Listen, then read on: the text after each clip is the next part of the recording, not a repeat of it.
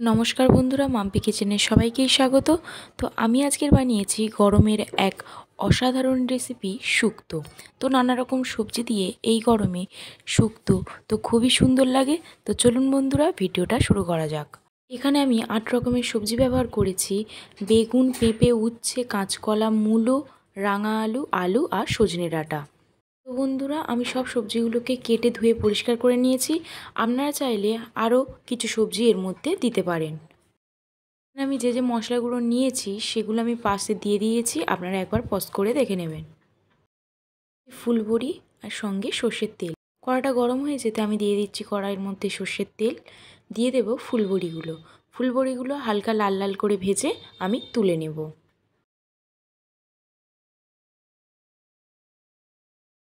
বড়িগুলো লাল লাল করে ভেজে নিয়েছি, এখন একটা পাত্রে তুলে নেব।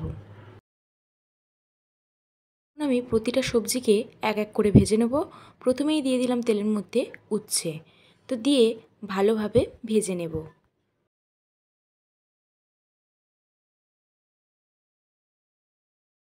তো উচ্ছেটা লাল লাল করে ভেজে নিয়েছি, এখন তুলে নেব। এখন কড়াইয়ের মধ্যে দিয়ে দিচ্ছি পেঁপে, সঙ্গে দিয়ে দেব আলুগুলো। পেঁপে আর আলু আমি একসঙ্গে ভেজে নেব।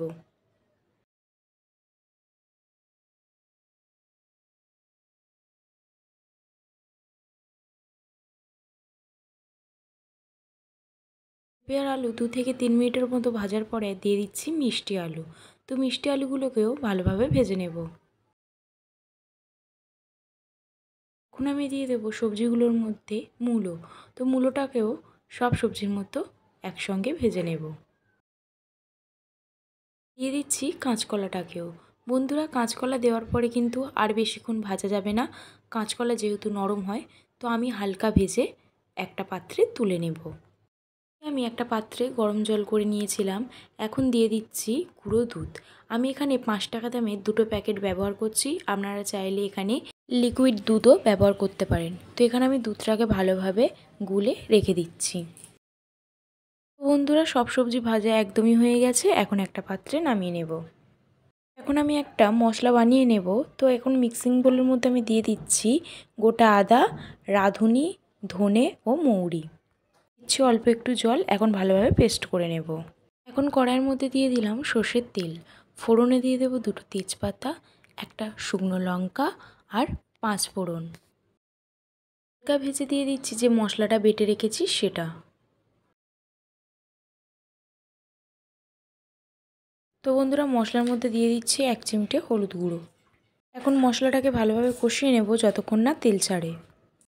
দিচ্ছি 1 চামচ লবণ। বন্ধুরা, লবণ দেওয়ার পরে ভালোভাবে আরেকটু কষিয়ে নেব। তো মশলাটা ভালোভাবে কষানো হয়ে গেছে, এখন ভেজে রাখা সব সবজিগুলো দিয়ে আবারও ভালোভাবে কষিয়ে নেব।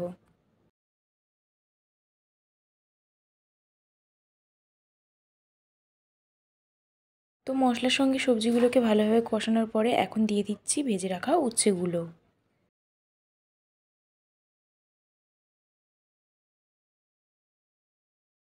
2 থেকে 3 মিনিটের মতো কষিয়ে নিয়েছি, এখন দিয়ে দেব কেটে রাখা সজনে ডাঁটাগুলো। সজনে ডাঁটাগুলো দেওয়ার পরে আবারও কিছুক্ষণ ভালোভাবে নাড়াচাড়া করে নেব।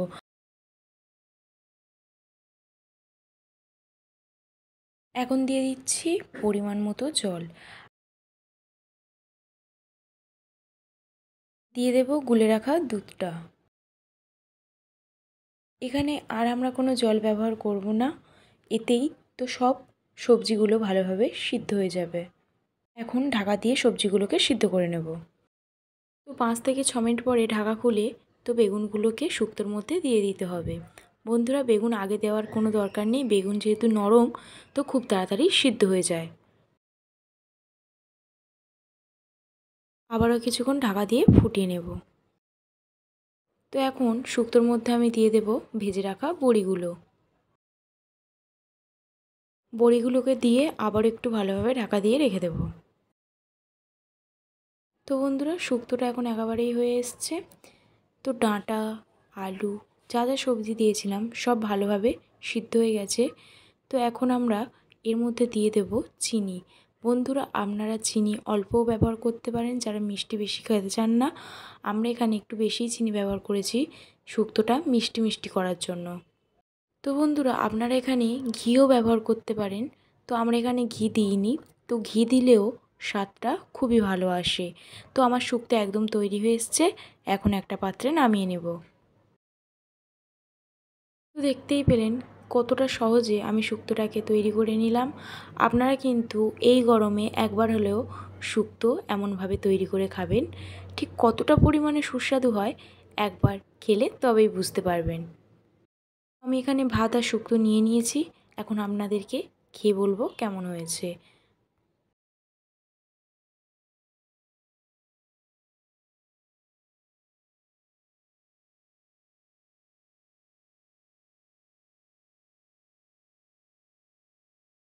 তো বন্ধুরা, গরম গরম ভাত আর সঙ্গে শুক্তো সত্যিই খুবই ভালো লাগে।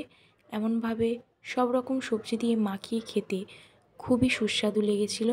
আপনারা একবার হলেও বাড়িতে কিন্তু এমনভাবে তৈরি করে খাবেন। আর সব সবজি খুব ভালোভাবে সিদ্ধ হয়েছিল। সবজি, বড়ি, ডাঁটা আপনারা দেখাই পাচ্ছেন কতটা সুন্দরভাবে সিদ্ধ হয়ে গেছে। একবার হলেও কিন্তু এমনভাবে এই রেসিপিটি বানিয়ে খাবেন। শরীরের পক্ষে যতটা উপকার এই গরমে, তো খেতেও লাগে অসাধারণ। তো বন্ধুরা, ভিডিওটা কেমন লাগলো অবশ্যই কিন্তু কমেন্ট করে জানাবেন। ভালো লাগলে অবশ্যই লাইক, কমেন্ট, শেয়ার করে মাম্পি কিচেন চ্যানেলটাকে সাবস্ক্রাইব করে দেবেন। আজকের জন্য এই পর্যন্তই। নমস্কার।